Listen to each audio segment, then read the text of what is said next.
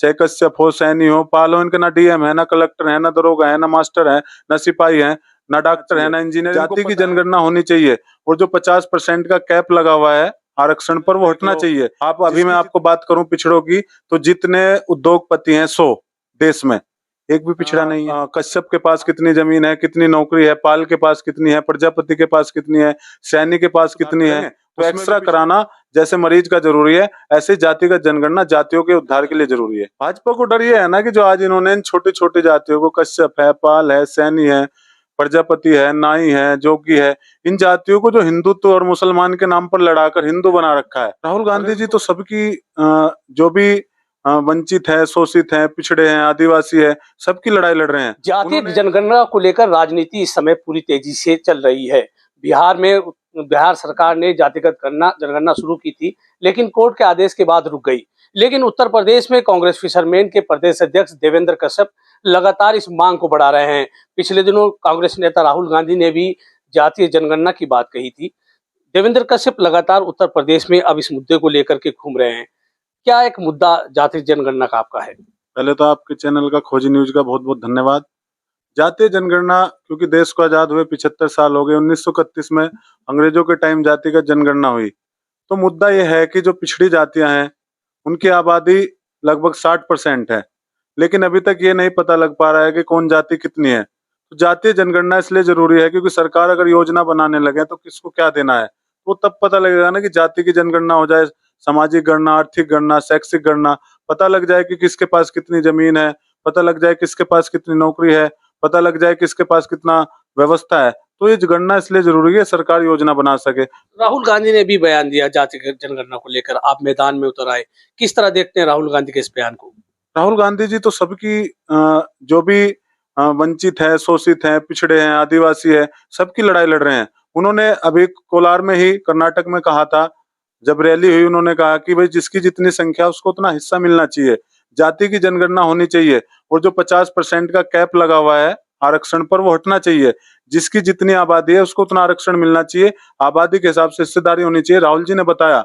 और जो सच्चाई भी है, आज जो केंद्रीय सचिव हैं, जो देश की सरकार को चला रहे हैं, जो रीढ़ की हड्डी है, उसमें अगर हम बात करें पिछड़ी जाति की, दलितों की, आदिवासियों की, मात्र 7% सचिव आदिवासी, दलित, पिछड़े हैं। तो ये तो बहुत, अगर इन जातियों के साथ देखा जाए तो बहुत अन्याय हो रहा है। तो इनको न्याय दिलाने के लिए राहुल गांधी जी लड़ रहे हैं। उस मांग को अब तेज हम उत्तर प्रदेश में करेंगे और जिले वाइज, ब्लॉक वाइज इस पर आंदोलन होगा कि जाति की जनगणना सरकार करे। और 2011 में जो यूपीए सरकार ने, कांग्रेस पार्टी की सरकार ने जातीय जनगणना कराई थी, उसके आंकड़े पेश किए जाएं।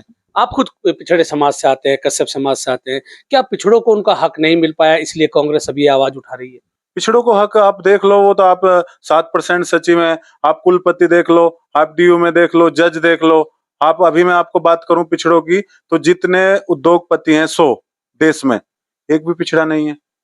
आप जितने भी मीडिया चैनल, बड़े बड़े जो मीडिया हाउसेस हैं, एक भी कंपनी का मीडिया चैनल का मालिक पिछड़ा नहीं है। आप किसी भी चीज में देख लो, पिछड़ी जाति का व्यक्ति है ही नहीं। अगर इतनी बड़ी आबादी होने के बाद इनको हिस्सा नहीं मिल रहा, तो इनके हिस्से की लड़ाई के लिए हम लोगों को जातिगत जनगणना बहुत जरूरी है। देखिए, जातीय जनगणना होने से क्या पिछड़ों को फायदा होगा? उनको क्या लाभ आप समझते हैं कि उनको ये लाभ मिलेगा? उनको लाभ ये मिलेगा, कम से कम ये तो पता लग जाए, अभी 75 साल देश को आजाद हो गए, कौन जाति कितने आगे पहुंची है, अभी पता लग जाए पिछड़ों में कि भाई कश्यप के पास कितनी जमीन है, कितनी नौकरी है, पाल के पास कितनी है, प्रजापति के पास कितनी है, सैनी के पास कितनी है। उसमें भी पिछड़ी जाति में भी कुछ मजबूत 4-5 जातियां जो भाजपा ने जनरल से पिछड़ी में डाल दी थी, वो लाभ ले रही है।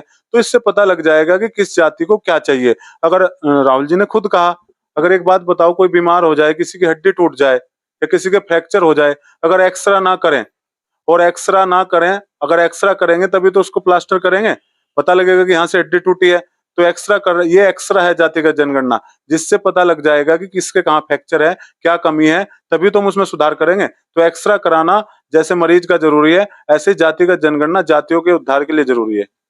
जरूरी है। तो क्या भारतीय जनता पार्टी इसमें अड़ंगा लगाती है? कांग्रेस का आरोप है, इधर समाजवादी पार्टी, बिहार में भी नीतीश कुमार कहते हैं कि भाजपा अड़ंगा लगाती है। भाजपा को क्या डर है? भाजपा को डर ये है ना कि जो आज इन्होंने इन छोटी छोटी जातियों को, कश्यप है, पाल है, सैनी है, प्रजापति है, नाई है, जोगी है, इन जातियों को जो हिंदुत्व और मुसलमान के नाम पर लड़ाकर हिंदू बना रखा है।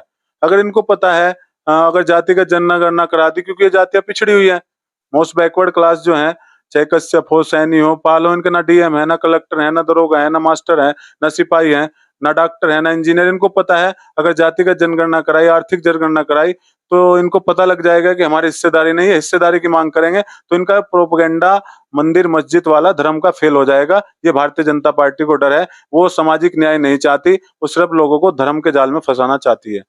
तो ये थे देवेंद्र कश्यप, जिन्होंने बताया कि भाजपा लोगों को धार्मिक जाल में फंसाकर रखना चाहती है, जातीय जनगणना नहीं करना चाहती है। मैं हूं राशिद अली और आप देख रहे हैं खोजी न्यूज।